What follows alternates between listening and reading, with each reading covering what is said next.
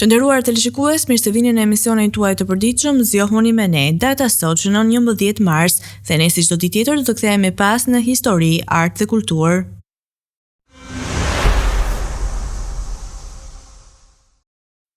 Do të vijmë me ngjarjet më të rëndësishme të datës 11 mars dhe do kthehemi në vitin 222, kur perandori romak Ela Gabali, i njohur për mënyrën e tij të pazakontë të qeverisjes, u vra bashkë me nënën e tij nga garda pretoriane në Rom, duke i dhënë fund një periudhe të trazuar në perandori. Më shumë se 1000 vite më vonë, në vitin 1702, Anë u shpall mbretëresha Anglisë, Skocisë dhe Irlandës pas vdekjes së mbretit William III, duke nisur një epokë të re për mbretërinë britanike.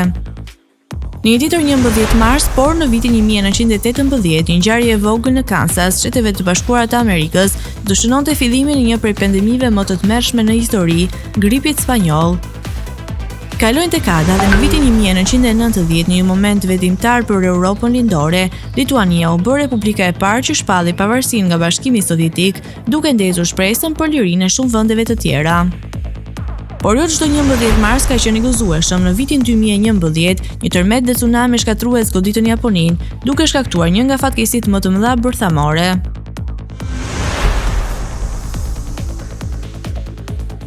Data 11 mars ka qenë gjithashtu data kur lindën personalitete të mëdha dhe në vitin 1544 lindi Torquato Tasso, poet italian që do të shkruante veprën epike Jeruzalemi i çliruar. Shekuj më vonë, në vitin 1899 në Danimark, erdhi në jetë Frederik IX, i cili do të bëhej mbreti i vendit. Në botën e shkencës, në vitin 1920, lindi Nikolaus Bloemberg, një fizikant briljant që më vonë do të nderohej me çmimin Nobel. Ndërsa në vitin 1952, një mendje krijuese lindi në Britaninë e Madhe, Douglas Adams, shkrimtari i famshëm i The Hitchhiker's Guide to the Galaxy.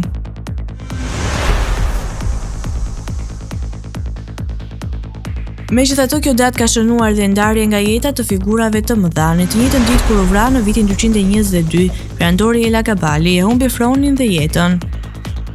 Në vitin 1875 u shua John McCloskey, kardinali i parë amerikan.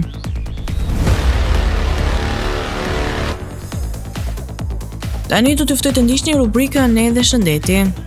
Ananasi kultivohet kryesisht në vendet e Amerikës Jugore. Vlerat ushqyese. Ananasi ka shumë vlera ushqyese.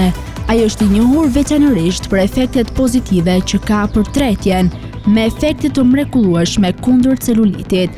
Edhe pse është i ëmbël, fruti përmban pak kalori, ndaj është dhe shumë i përshtatshëm edhe për dietat me pak kalori. Është i pasur me ujë dhe ka karbohidrate në formën e sheqerit, sidomos glukoz, saharoz dhe fruktoz.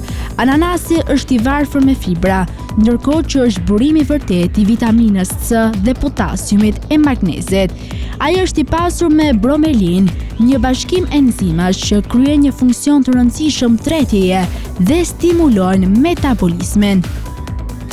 Për bukurinë, ananasi ka cilësi të mira kundër rrudhave dhe shpesh përdoret në kozmetik, duke shfrytzuar cilësitë hidratuese dhe zbutëse në përgatitjet për produkte që zbusin dhe pastrojnë lëkurën. Cilësia më e njohur e ananasit është fakti që është antiinflamator dhe fal bromelinës eviton grumbullimin e lëngjeve të tepërta. I pasur me vitaminë C, ananasi përdoret zakonisht për të trajtuar ftohjet. Ai përmban një sasi kolosale të vitaminës C. Kjo është një vitaminë e tretshme në ujë që luan një rol të rëndësishëm në ruajtjen e shëndetit, rrit imunitetin dhe promovon një shërim të shpejtë. Fal vitaminës C, ananasi ndihmon për të hequr ftohjet dhe forcon sistemin imunitar. Fibra dietetike që gjendet tek ananasi ul nivelin e glukozës në gjak. Diabetikët kanë parë përmirësime në nivelin e sheqerit në gjak. Kështu, ngrënia e ananasit në pjesë të arsyeshme promovon prodhimin e insulinës në sasinë e kërkuar, e cila, nga ana tjetër, lehtëson rrjedhën e diabetit dhe ndihmon në përmirësimin e gjendjes së pacientit. Trajtojnë sëmundjet kardiovaskulare. Ananasi ndihmon në ruajtjen e shëndetit të zemrës dhe për shkak të përmbajtjes së lartë të fibrave, kaliumit dhe vitaminës C. Të gjitha këto vitamina luftojnë në mënyrë aktive viruset, infeksionet, duke hequr të gjithë elementët e panevojshëm nga trupi. Lëngu i ananasit është treguar se ndihmon në zvogëlimin e rrezikut të sëmundjeve koronare të zemrës.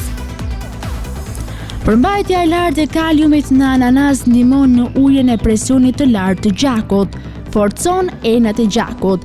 Vitamina C, bromelina dhe acidet organike janë përforcues të shkëlqyeshëm për kapilarët e brish dhe problematik. Trajton astmën. Ananasi përmban një element të tillë gjurmë si beta-karoteni, ndihmon në zvogëlimin e rrezikut të zhvillimit të astmës.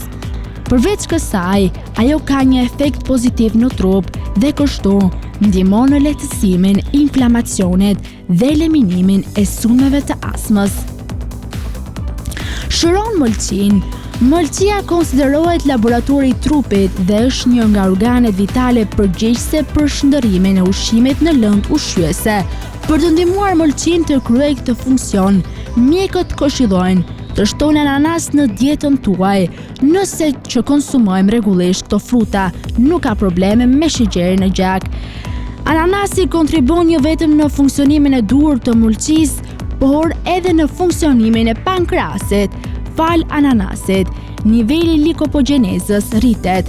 Me fjalë të tjera, ndodh prishja e ushqyesve të grumbulluar në formën e yndyrës dhe rreziku i obezitetit zvogëlohet. Ananasi mund t'ju ndihmojë të kontrolloni peshën tuaj dhe të promovoni qarkullim të shëndetshëm, duke zvogëluar rrezikun e goditjes në tru. Ananasi përmban fibra të cilat ndihmojnë në përmirësimin e funksionit të sistemit tretës. Përveç kësaj, fibrat ndihmojnë në pastrimin e trupit nga toksinat, largojnë kolesterolin e tepërt nga trupi. Përdorimi sistematik i ananasit ndihmon në përmirësimin e lëvizshmërisë së zorrave dhe eliminimin e kapsllëkut. Forcon indet kockore. Vitamina C në ananas kontribon në prodhimin e kolagjenit. Kolagjeni nga ana tjetër siguron elasticitet në ligamentet, forcon indet e kockave dhe kërcit. Ananasi është i pasur me mangan dhe kalium, të cilat ndihmojnë në rritjen e kockave. Përveç kësaj, ananasi forcon mishrat e dhëmbëve, forcon smaltin e dhëmbëve. Përmirëson veshkat. Që veshkat të funksionojnë siç duhet, lëngu i ananasit është thelbësor. Fakti është se ajo ka një efekt diuretik. Ai largon lëngun e tepërt nga trupi dhe zvogëlon ëndjen. Pija normalizon nivelet e kolesterolit në gjak. Rregullon funksionalitetin e gjendrës tiroide.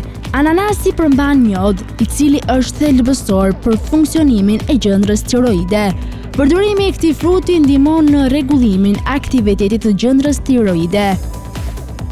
Redukton peshën. Vitamina B1 që gjendet në ananas është një ndihmë e madhe për humbjen e peshës. Përveç kësaj, një sasi e madhe uji dhe kaliumi në ananas ju lejon të hiqni nga trupi juaj ujin e tepërt, por edhe toksinat.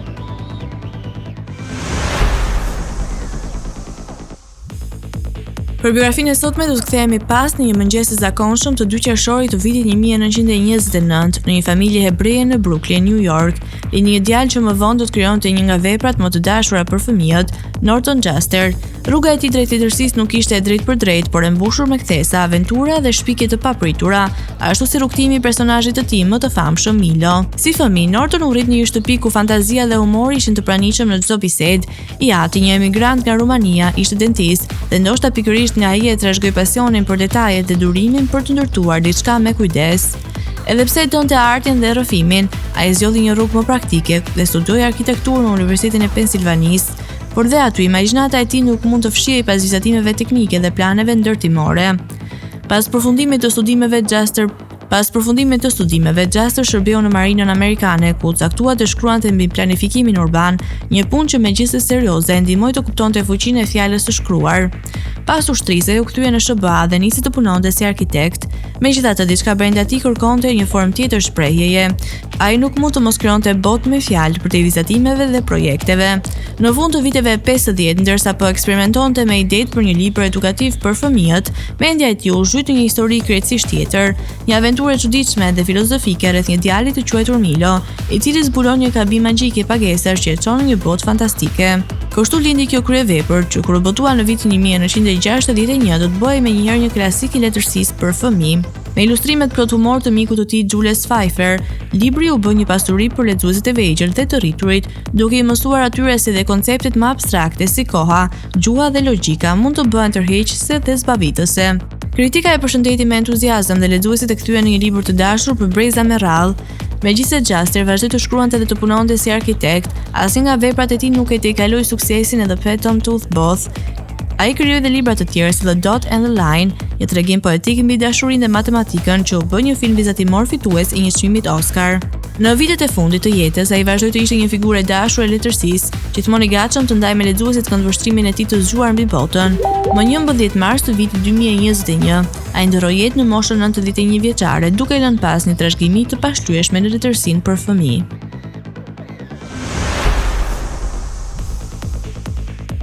Do të vijmë me rubrikën kuriozitete dhe sot do të flasim për qytetin portugez që ndalon turistët të ecin në rrugë vetëm me rroba plazhi.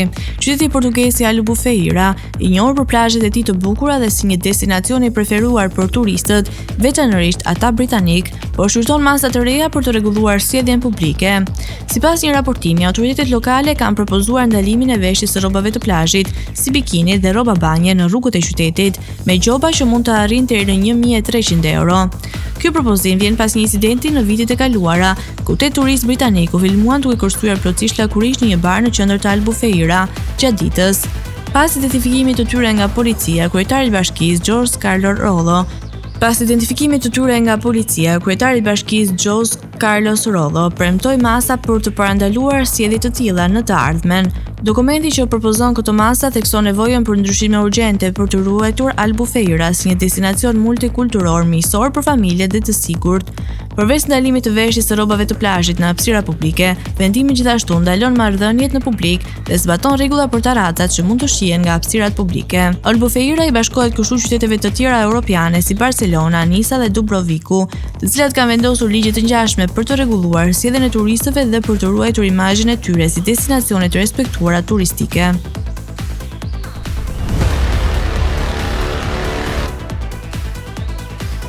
Tani oftë të ndiqni parashikimin e motit për territorin shqiptar. Territori shqiptar për datën 11 mars 2025 parashikohet të përshkohet nga kushte atmosferike të paqëndrueshme. Sipas parashikimeve pritet një ditë me vranësira dhe rreshje shiu.